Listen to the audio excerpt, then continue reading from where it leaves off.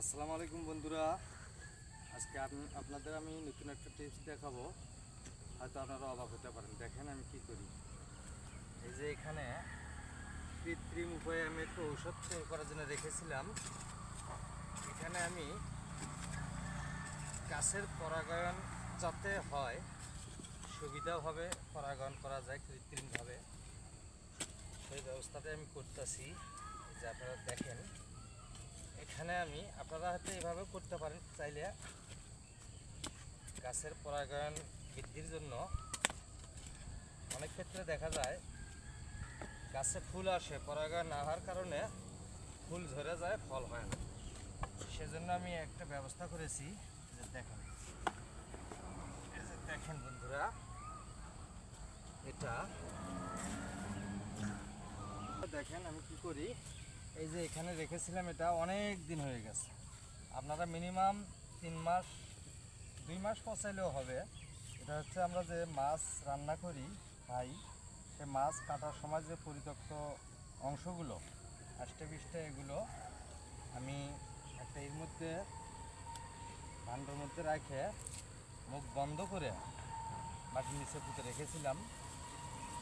দেখেন, এখন আমি এটা নিষ্কাশন করে নেব পানিটা। এই পানিটাই কাজে লাগাবো। এই যে বন্ধুরা দেখেন, আমার কাজ শুধু পানিটার।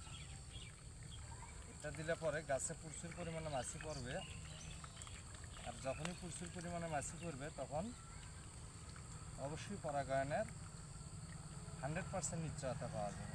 এইভাবে চাইলে এখানে আমি 2 লিটার পানির মধ্যে 250 গ্রাম, অর্থাৎ 250 ml আমি এই পানি মিশাবো। আর বাকিটা দেবো পানি। এই যে বন্ধুরা দেখেন,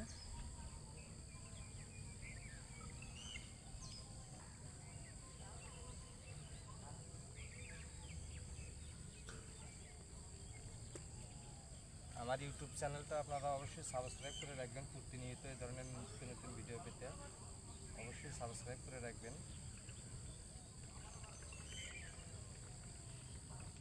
যে বন্ধুরা, আমি এখন স্প্রে দেবো মরিচে এই ওষুধ দিয়ে। দেখেন, গতকাল মরিচে পানি দেওয়ার কারণে মাথাটি হেলে গেছে, দেখে আজকে চেষ্টা করবো ই করে দিতে, ফুটা দিতে। দেখেন বন্ধুরা, এভাবে যদি আমি গাছে স্প্রে করে দিই তাহলে আমার গাছে প্রচুর পরিমাণ মাছি বসবে।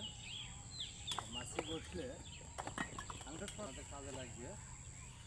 এটা তেমনভাবে দিতে হবে না। এটা জমিতে পড়লেই, এই পানিতে জমিতে পড়লেই মাছি আসবে। গাছে পড়লে তবে চেষ্টা করবেন আরও একটু ভালোভাবে দিতে। এই যে এইভাবে দিয়ে দিবেন, গাছের মধ্যে একটা বিশ্রী গন্ধ ছড়াইব, তার কারণে মাছি